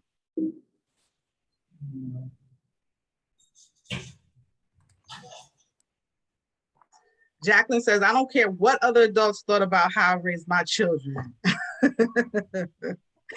Unfortunately, not everybody is like that. And that's another thing. We have to respect each other's individualities. Yes, we judge, we look down on people. Oh, you let your children do this, you care about this, you should put your children first. But we're all different. We all have challenges. So we need to be community minded and help each other out. Okay, so this is my tip sheet. And one of the things that I do, especially with the younger kids, but with the older kids too, to kind of help them to really own that their body is their own, is I give them a mantra. And actually the kids actually helped me come up with this one. And it is, my body is a sacred space that only I control. So I have them say that over and over again. Maybe that will be your cue to your child that we're about to check in and talk about child sexual abuse and respecting boundaries, because that's really what prevention is about. It's teaching kids how to set boundaries over their sacred space. And then, of course, go over exceptions. So somebody said in the chat, okay, you don't like say no. What is it that you encourage children to say? So what I teach the kids is, whenever somebody is doing something to you that is making you feel uncomfortable, you don't want them to do it for whatever reason. They could just be simply playing with your hair. And sometimes, depending on your personality, again, individuality, some of us will be like, stop touching my hair. But some people, they want to say that, but they're afraid of how they're going to make somebody else feel. We have to cover all bases, because again, that is a child that is more likely to be sexually abused than the other, because that's something that the predator is going to take advantage of. So I teach children that you can politely set your boundary. And if anybody is doing anything to make you feel uncomfortable, you say, please stop, state the action. That's a very important part of this. Please stop, state the action. You're making me feel uncomfortable. Because again, predators are usually not violent offenders, and they're preying on a specific type of child, the child they can manipulate. If a child is able to stand up for themselves and set this boundary, it can ward off a predator. Now, again, there are exceptions to this rule. Some predators are violent. I'm not saying, that's 100% across the board, but and this is something they can carry into their everyday life, because we should, it's not only about predators, we should demand respect and be able to set boundaries over our person. So again, let's say it's touching hair. Please stop, state the action. Please stop touching my hair. You're making me feel uncomfortable. And I tell them, when you say this, be calm, be confident, and be serious. Another thing that predators prey on is that child who's not secure on what they're saying. The child could say this, is going to mean more to them if the child is serious about it. Not, please stop playing with my hair, you're making me feel uncomfortable. I tell them, be serious and be confident in what you're saying, so that the person knows that you're serious. And whatever it is, you don't decide whether or not it was a big deal. Tell a trusted adult, okay? And I also tell them, because again, it may be a trusted adult who does not know what to do with that information, who is affected by who the child is reporting is. I teach the kids to tell a trusted adult until they act on it. And if they don't act on it, you're allowed to follow up with them, tell another adult. Keep telling until somebody actually does something about it. And sometimes that's simply having a conversation, because maybe it wasn't maybe it wasn't an action that would lead to child sexual abuse or something. But again, we can't cherry pick these things. We have to set a standard. We have to be consistent. Consistency is key. We have to be able to let them every single time say, please stop, you're making me feel uncomfortable. We need to specify who trusted adults are outside of the home, like school nurses, counselors, etc. One thing I like to do is identify 5 adults that a child can call besides you, because sometimes parents, again, maybe you haven't built that rapport, you haven't built that trust. Maybe you've done the opposite of that, but there's always somebody, the auntie, your best friend, somebody that child can confide in. They should have contact information for those people.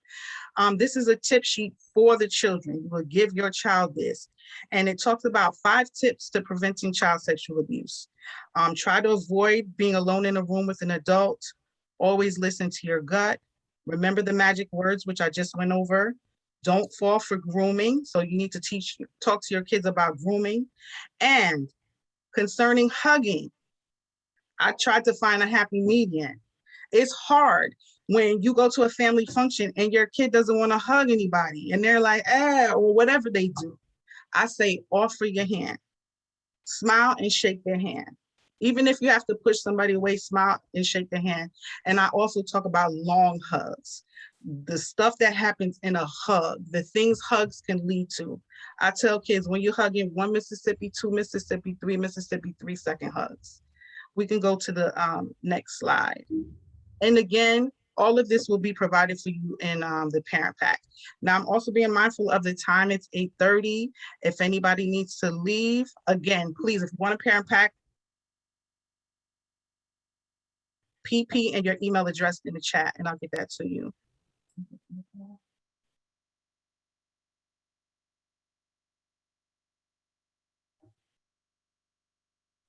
So the next slide is my last slide, right? Yes. Okay, so that is a form. It's for the top 5 contacts that I mentioned that the child should have. The name and the address and phone number, and at least have your children memorize the phone numbers. We ourselves don't know anybody's numbers. If I'm close to you, you're not stored in my phone. I remember a father figure for my daughter. He told my daughter, your mom really, she does not, she hates me. She doesn't even have my number stored. And I had to break down and tell him, it's actually because you are important to me. If I memorize phone numbers, we don't do that. And it's so important because a lot of times a kid may not have a phone. Somebody may have taken that child's phone. You want your child to have at least one number memorized besides yours of somebody who they can talk to. So this is what that looks like. Again, it will be provided. So the parent pack, I'll email them out to whoever requests them. It has a synopsis of what I do and the services that Touch offers. We offer in-person and virtual workshops, probably more so virtual right now, for parents, youth serving agencies, and the children. Please take advantage of the children's workshop. If you want to put one together, even if it's with just 5 friends, I'm here and I'm willing. I can schedule the time. Just send me an email. Let me know that you're interested in that. But there's loads of information that you can actually give to the kids and also for you to read up on so you can prepare to have this conversation. But it's important that we start having the conversation with these kids. So again, most important thing to say to the kids, your body is your own. Come up with a mantra where they own that. This is my sacred space. I tell people what they can or can't do. Another important thing is to teach them to respect other people's boundaries. If somebody tells you not to touch their hair, you don't touch their hair either. Then teach them to set boundaries, verbalize. I don't like my hair touched. I don't like when people touch my folders. First of all, be preventative about it. But when somebody does violate one of your boundaries, you are allowed to say, please stop. You're making me feel uncomfortable. Very, very, very important. And I'm telling you, The average predator, they'll run because they'll be like, that's not a kid that I can manipulate. And that's so simple. That's something so simple that we can do. Older kids, let's not leave them out. You need to have conversations with kids who are on their way to college, because yes, we talked about cousins molesting cousins. We touched on that a little bit. That's a possibility that will probably be my next session. But kids going off to college, they're leaving, you really are not around, and they don't know how to set boundaries. There's going to be so much peer pressure and things, new experiences, them trying to fit in. That's a traumatic experience sometimes within itself. We need to make sure that these kids know that, make sure that they recognize grooming, the older kids especially. You always hear about the professors taking advantage. This is a real thing. And also other kids their age or older, you know, we're sending young kids to go to school with older kids. We need to be able to teach them that they're allowed to set their boundaries and take onus over their sacred space. How are you all feeling? Let me check in with you. Do we have any questions? I haven't been looking at the chat. Is there anything? Okay, I see Stacy has her hand up. Hi, Stacy. Hi, Queen Martine. How are you today? All right. I'm so excited to see your face. I was out on Facebook. I called Facebook the porch. I'm like, you can hear it, but I can't really get in the house. So I was like, let me get in the house to be with Martine. And I remember you being here before, and I'm like, I didn't reach out to her yet because I was just like, there's so much that we can do together. So I'm definitely make sure I get your information to get that out. But what came up for me is my son, because he's on the spectrum of autism, but he also goes to boarding school, right? So there's certain things, my son, in hug and forget about it. So I know a lot of children that's on the spectrum of autism are not social. So many of them have sensory issues, not to say all, but my son is not that. He's like, if you looked up Huggy Bear, that's him in a dictionary. It's like, okay, dude, okay. So it's constant repetition about boundaries over and over, like, hey, you know, also you don't want people to violate your boundaries. Or sometimes even with me, he's all up on me. I'm like, is this arm's length? So just like those boundaries, but being away at school, he has so many friends, and the staff members even, you know, they'll be like, okay, we could do side hugs or fist bumps. And at the same time, I know that he has so much love, so much people love him. So he does get hugs because he loves hugs. And it's like what came up for me was like, wow, I know there's staff members that are women, they're young women. And, you know, my son's a handsome boy. You know, he's 16, he's like 6'1" and 214 pounds. He looks mannish, you know, he has a beard now. And I'm just like, I sit down and I talk to him and I'm like, does anyone ever, you know, touch you inappropriately or say things? He's like, no, come on, mom. Like, you know, I'm like, no, I'm asking just because you never know. There may be things that people say to you that may sound, you know, regular or just like, but it could be like, hey, come in my office. I don't think that they're doing that, but I'm just saying, I'm the sensors are always up everywhere about the awareness of it. So I'm trying to think of what I can, you know, conversations or things that's out of the realm of the things that I know, like things that you know. That's why I've been like screenshotting and taking notes, but just really having conversations with him where he would feel comfortable to say things to me because of loving these people, even outside of his school, but just in general, because, you know, he's very, even though he's big and he's 16, there's still a level of immaturity as a young boy and as being on the spectrum too. So I'm just, yeah, there's a lot of just like, oh, wow, how can I say this? Or how can I do this? Because there's still a part of him that's still, I don't want to say fragile, but they're still developing, and that's very boyish. That could be like a big 10-year-old inside, you know, or 8-year-old even. So, yeah, so a lot of these conversations are just like, okay, I have a lot of things to put in place and just knowing where to start. But we do have very open communication, so. Good. It's difficult. One of the things that you triggered for me when you brought up the boarding school is that we have to take our youth serving agencies to task with this too, because a lot of times too, just like he reacted, oh, mom, please, no, nobody's touching me like that. A lot of the times, our children's perception of us is we're so extra and overboard, and they brush off a lot of what we say. But if somebody else is saying it to them as well, this is why it's a community effort, you know. The boarding school, what are you aware of as far as preventative measures that they have in place? We have to take these organizations to task. The last time I told you guys a story about a school that I went to. I conducted a workshop over a number of days with these girls. It was an after-school program. I filmed their reactions. I'd say, what did you learn in my workshop? I filmed the girl and she said, I learned that I was sexually abused. Shell-shocked. I'm trained on what to do with that. I didn't know what to do with that, right? So now I'm like, okay, what's the protocol? Because I'm going to the police. I have to report this. I'm a mandated reporter. They gave me so much pushback. So we're sending these kids places where they're higher risk. The predators are people who serve the youth, okay?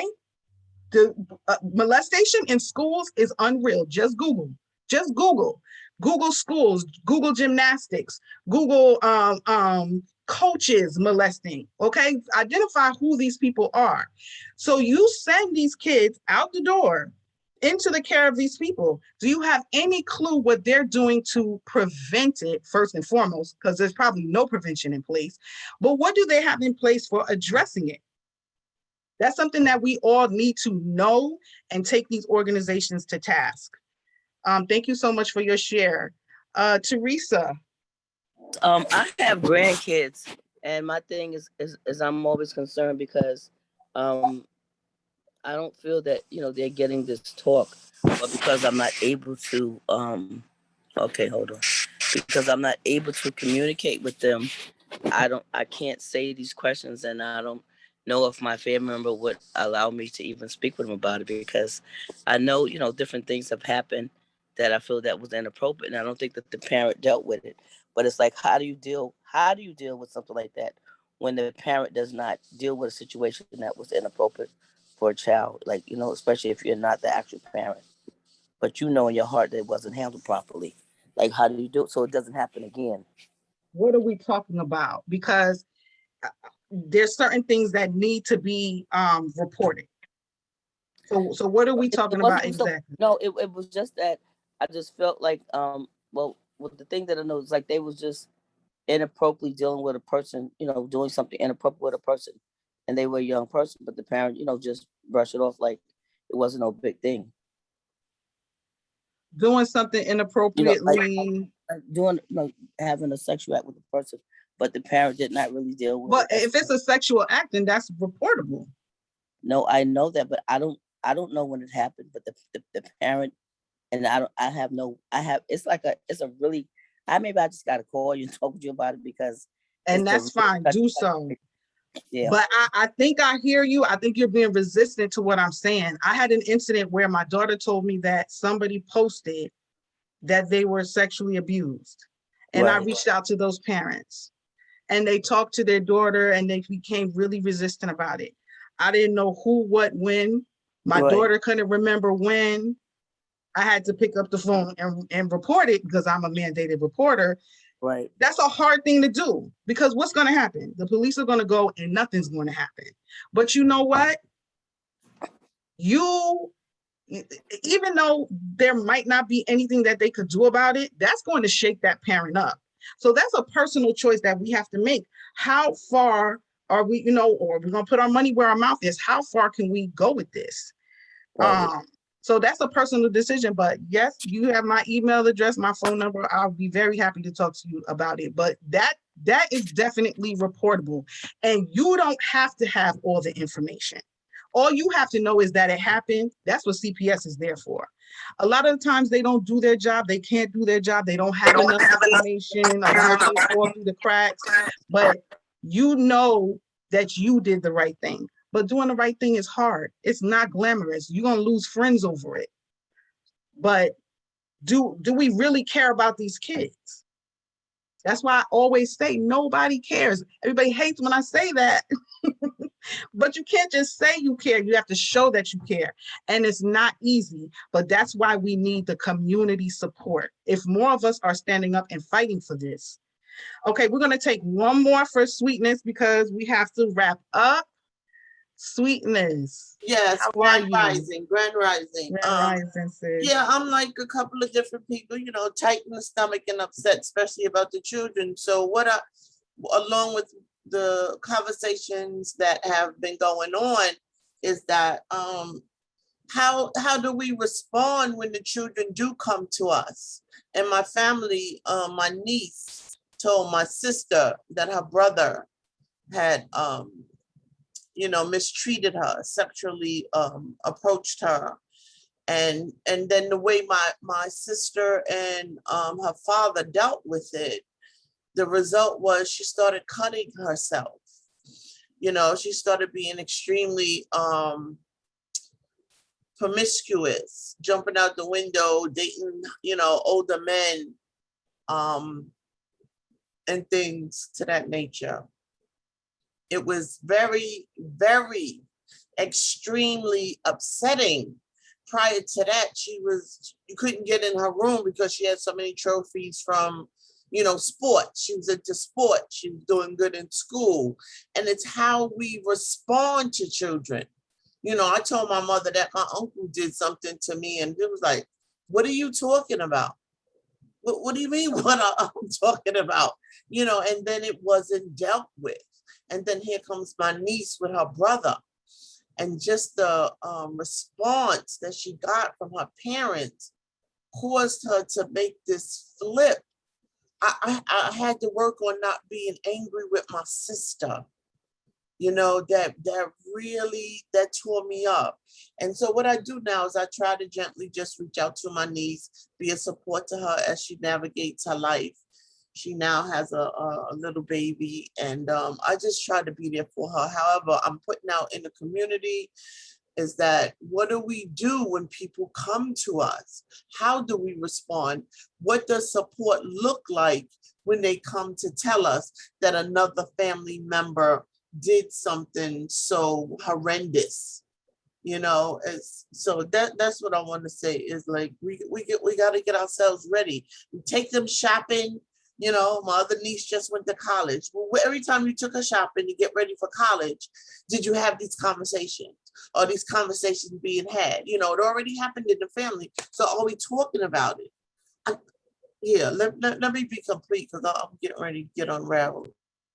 It's hard. It's hard. And again, that's why I emphasize prevention so much. If we're already having these conversations, if all the adults are on board, another phenomenon too is a single parent household. None of this is going to matter if it's only being conducted in your household. That other parent needs to be on board as well. Whoever's taking care of your kid needs to be on board. If you download this parent pack and you read this information, you need to share it with everybody because that's what's going to make the difference. That's not something that you should be talking about that was not handled. They say that the most common thing amongst prisoners is being sexually abused. Sexual abuse manifests like in the worst of ways. It ruins lives. There's people who can't even have sex with their partners, or people who are having not too much sex, but they're promiscuous, whereas they wouldn't be if it wasn't for the abuse.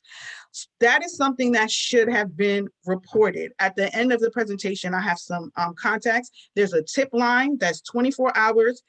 If you find yourself in a situation where somebody reported to you and you don't know what to do, it's your brother that you love and you just can't bring yourself to report, call this hotline. There's help out there. And then again, we have mandated reporters. By law, my license, I have to report it, but we should all be mandated reporters. If it happens, report it. You don't forget, you can call CPS and report something anonymously. Now, it's not going to get as much traction as if you were there to help, but if you tell all that you know, you don't have to say your name, but we have to start reporting these crimes because that's the reason why it's so prevalent. That's the reason why it's 1 in 10 children. 1 in 4 girls, 1 in 6 boys. I believe it's more than 1 in 6 boys because boys, it's harder for males to admit to it. That's the reason, because we're letting these people get away with it. We're continuing to exist with them. You know, they're at the family barbecue. We see them at work. It has to stop. We have to report this. So we're going to wrap up. I have a resources slide. Shawnee, if you could bring that up. Let me see. Again, if you want a free virtual parent pack, drop PP and your email address in the chat, and I will send you all of this information. It's a lot of information, guys. I'll send a guide for you, but just take it in pieces. This is a lot.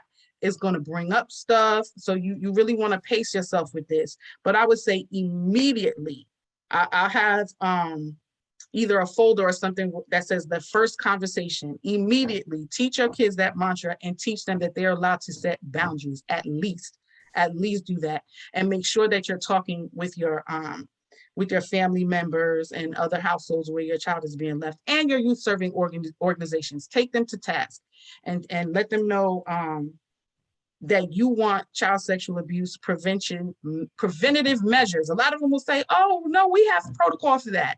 Not for reporting. Why are we waiting for it to happen? For prevention.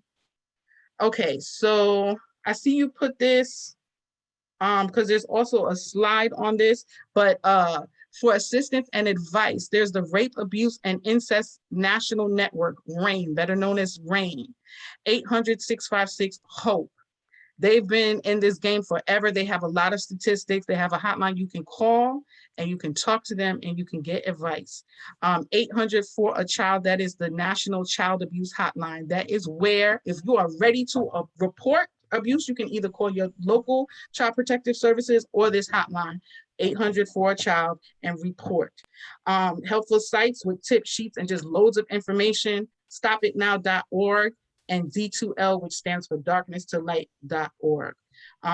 So you can either copy them from the chat or take a screenshot of this.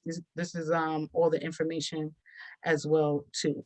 But we definitely have to prove that we love these children and we want to protect these children, and we have to take these youth serving agencies to task. We have to have the conversation with our kids personally. We have to take that on. And we have to share the information, because it doesn't make sense if we're the only ones saying it. You already know things that you're telling your children, they're going through one ear and out the other anyway. So use those moments in the car, before bed, while you're on a walk, while you're cooking, to start building up that trust and rapport with your children. And please let them know, because I know one of the reasons why, when I realized I was sexually abused, I didn't tell my parents because I was afraid my dad was going to go out and kill somebody. Please let your children know that they can come to you and tell you that, and that you will act appropriately. They need to have that trust because they love you and they don't want anything to happen to you. And I'm complete. Thank you so much for your shares. There's so much in the chat, and I just hate that so much time goes by and we're not able to address everything, but I read all of them and I respond to whatever needs to be responded to. Please know that I will read everything after the session. Thank you all.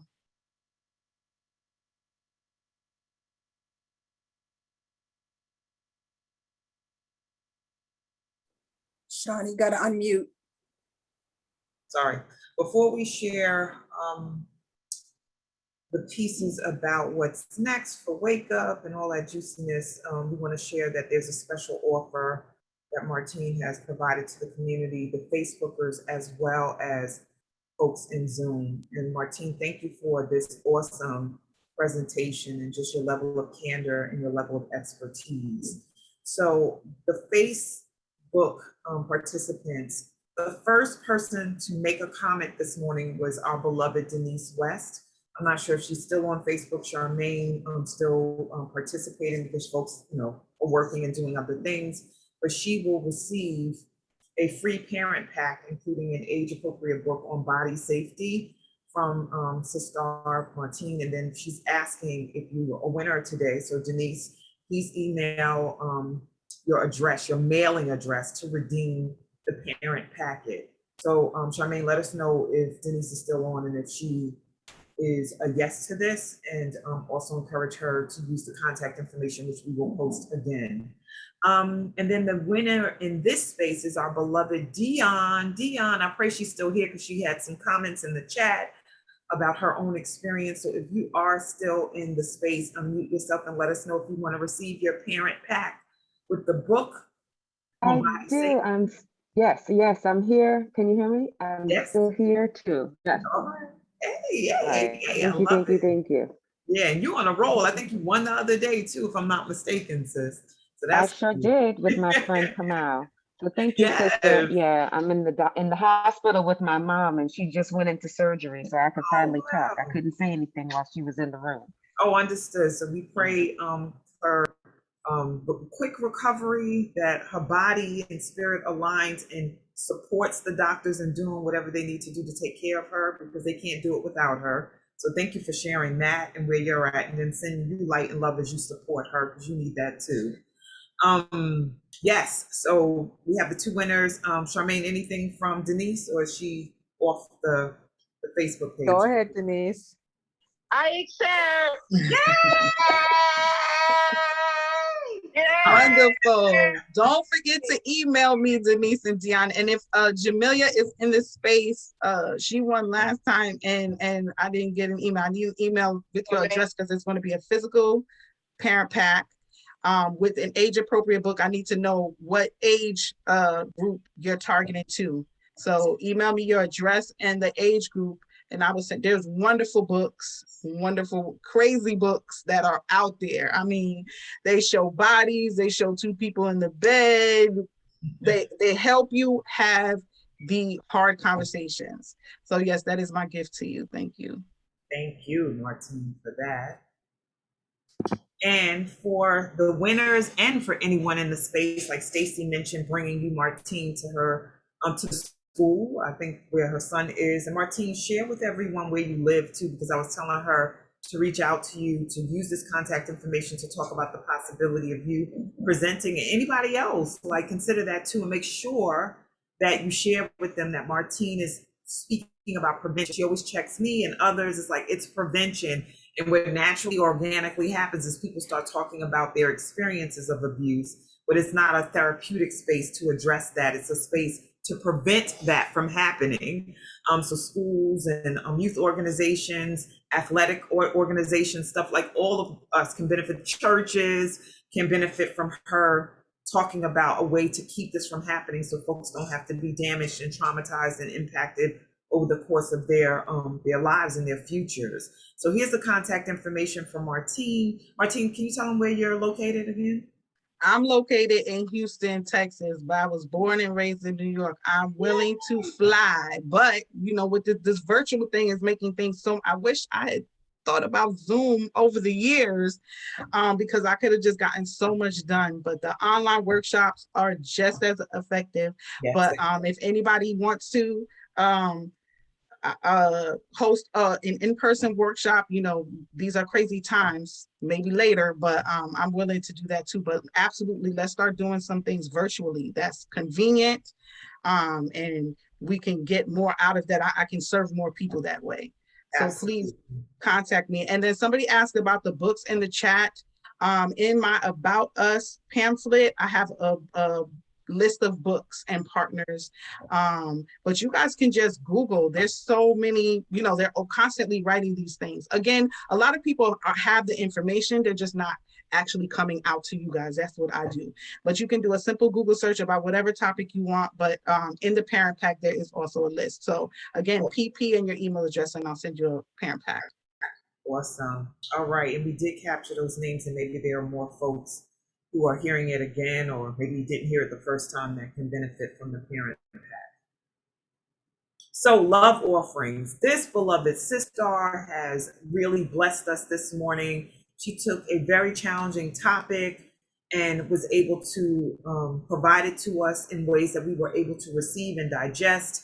The community, which is just the nature of the Wake Up community, was able to share authentically and honestly and with intention about their own journeys with sexual abuse, whether it was them personally or a family member or a child sibling. We were able to talk about that as well. And just once again, this community just keeps giving, giving, and giving and giving to the WOO participants. We keep giving and giving to the leadership and the facilitators so they can keep giving back and showing up in this space. So we're asking, and I'm just going to be as direct as I can. I have been here since day one. Like, Spirit downloaded this idea into me. And I'm saying this not because of that means anything. I'm saying this that I have watched how we give shift over time. So I'm asking this community, if you have given in the past and you have stopped giving for whatever reason, please recalibrate that. If you have never given before and your situation has changed, please transform that by giving now and just honoring that Spirit has honored you, and give in this space so that facilitators and the admin teams can be honored for the time and energy that they expend in this space. I always tell when I get a chance to share from this love offering segment, that money stands for my own natural energy yield. So share your energy with Martine and this WOO admin team this morning. And then also recognize that reciprocity is a spiritual energy and vibration. And when we give, things get activated in our lives. So it's not about shaming anybody. It's about really celebrating what our energy exchange can provide to us as a community so that we can keep growing and going and transforming lives every day in the WOO space, and then take what we learn outside and abroad. So give, give, give again by using Zelle or QuickPay at soulleadershipdevelopment@gmail.com or Cash App $Spirit of a Woman. And if you don't have these and you want to give, reach out so that we can create this space so that that can be taken care of. Martine's code is hashtag 393MM. Her code is hashtag 393MM. So don't just put WOO on there unless you want to give an overall love offering, which people do. They give for the month, like tithing. But if you wanted to go to Martine and this team, put code hashtag 393MM so it can be designated there. And once again, we want to reactivate and recalibrate what we did last year as far as our community and our level of giving. So please do take that into consideration and press the buttons, open the app, and send, send, send. Thank you so much for that, Johnny. And let me just say that my organization is 100% volunteer based. It's a nonprofit franchise through Texas. Don't have 501c3 status yet. And we do really do depend on donations. The workshops, we have supplies and stuff that we need to pay for. I need to pay for my travel, for my volunteers. So it really is important. Thank you so much for that, Shawnee.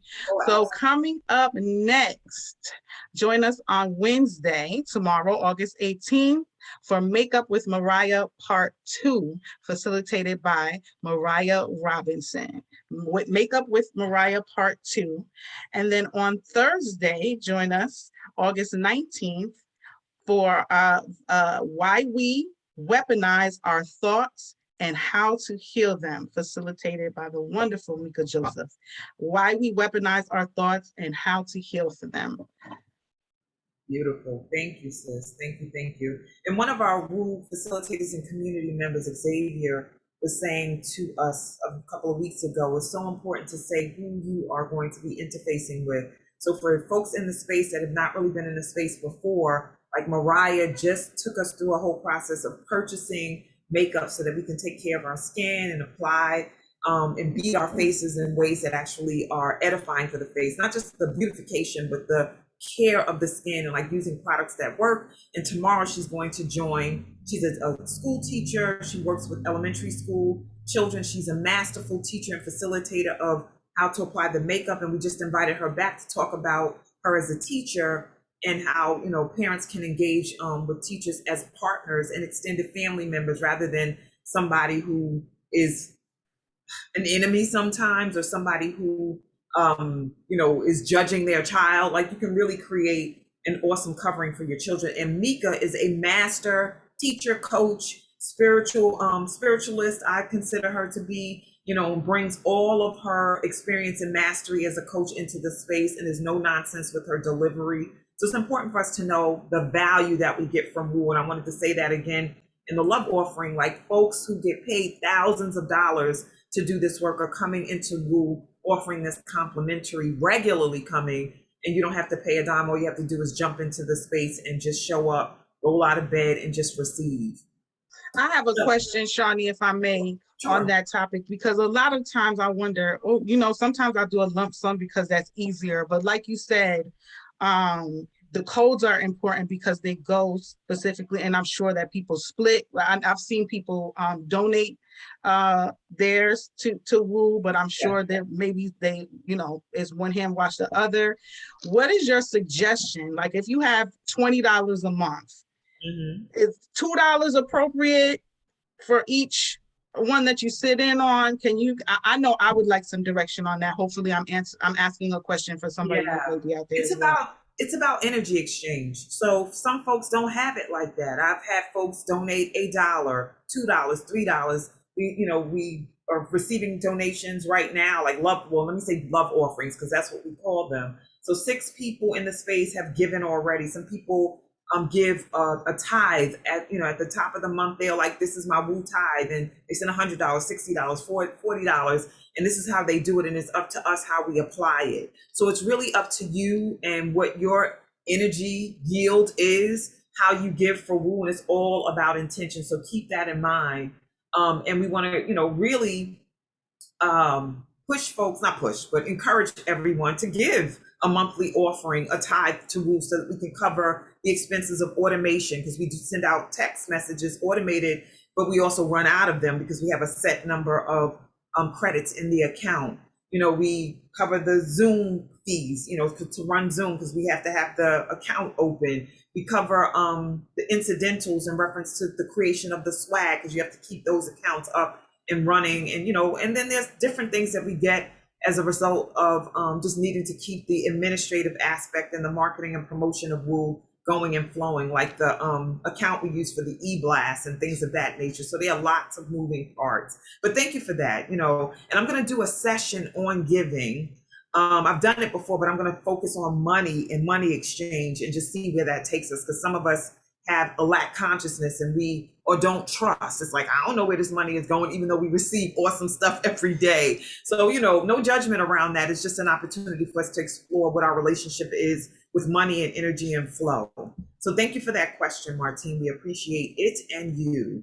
So for anybody on Facebook or Zoom that has come into this space for the first time, we thank you for being part of the Woo Nation, and we ask that you come back. We always say, don't hit it and quit it, no one and done.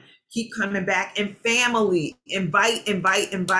Talk about Wake Up Everybody as a community and what it can provide to folks. Encourage folks to join the Facebook group so they can get announcements and be included in everything that we do as part of this community. It is well worth it. So if you're here for the first time, shout out to you. Thank you for your presence, participation, and co-creation of energy, light, and education. And we also encourage you to return to this community where we come to learn, elevate, and ascend.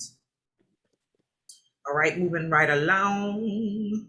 Our schedule, for those who need to be reminded and for those who are hearing it for the first time, we do Zoom live workshops, presentations, production, Sunday through Thursday. On Sunday, Tuesday, Thursday is from 7 a.m. to 8:30 a.m. Today we went longer because of the subject matter, and we have the liberty to do that because we create our own platform and we control the time. And then also on Monday and Wednesday, we have 30-minute sessions, which sometimes run longer too. And for those who can, come get a quick bite to eat energetically, spiritually, emotionally, physically, and then go on to work or to do whatever activities you're going to do for the day. So please keep that in mind, that we stream from Zoom into Facebook and that you can get that going and flowing in your life so that you can transform daily. And then for Woo alerts and reminders, text Woo Nation with capitalization to 74121. So to put that into your phone like a number, 74121, and then put Woo Nation, and then you'll be added to the list of folks who will receive automated reminders. And we have swag, we have masks. Unfortunately, there's still a need to wear them because things haven't shifted. There's actually an uptick of cases in the Delta variant. So we need to be wearing our masks whether we are vaccinated or not.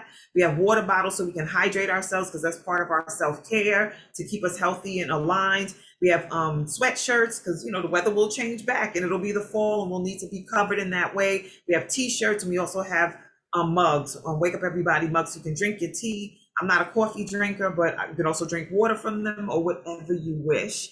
And they come in multiple colors, not just this black edge that you see here. And I want to thank you all. Stay in touch energetically, emotionally, spiritually, physically. Let's keep this going and flowing. Like we are building a lifetime of Woo Nation experience. And we want you to be a part of that. So register for the next week or this week if you haven't done so already. And then keep registering week after week so you can get new content. Register or join our Facebook page and join us so you can know what's going on and see the posts. And then also Instagram at Wake Up Everybody Virtual, YouTube bit.ly/woo on YouTube, and email us if you have ideas. I've been receiving in the last 2 weeks information about facilitators that may be able to come on this platform. And Tracy Ann, if you're still here, just to let you know, it was talked about as you as a possible facilitator for Woo. So reach out if you're interested. So info.wakeupseries@gmail.com. So now that we are complete, let's pour love and light into our beloved sister Martine. There are 20 of us in the space, so let's hear all 20 of the voices just acknowledging her, thanking her for her brilliance. So unmute, family, and do what we do. Thank you, Martine. Thank Queen you, thank you, Martine. so much, Martine. That was valuable. Thank you so Thank much. I'm you. looking forward to appreciating with for you your soon. commitment and your Wonderful dedication. sister. Thank you, Now, thank you. coming into the schools. Thank you. Get ready, child. Get ready to make it rain. Now we've done great work. Bring the rain. That's valuable. Love you. That's right. I Thank you love so you so much. Thank you. Thank you, Sister Martine. Thank you. Thank you for your love. Thank you for your offering, your purpose, living your life purpose with purpose and on purpose. We appreciate you. Thank you. Thank you. Love Queen y'all. Shawnee. Thank you, all the sisters in Welcome Edmonton. back, Charmaine, Cheryl, and Sister Sean. So glad to see all y'all. Love you. And else who's here. Love you. Have a great day. All right, come on back.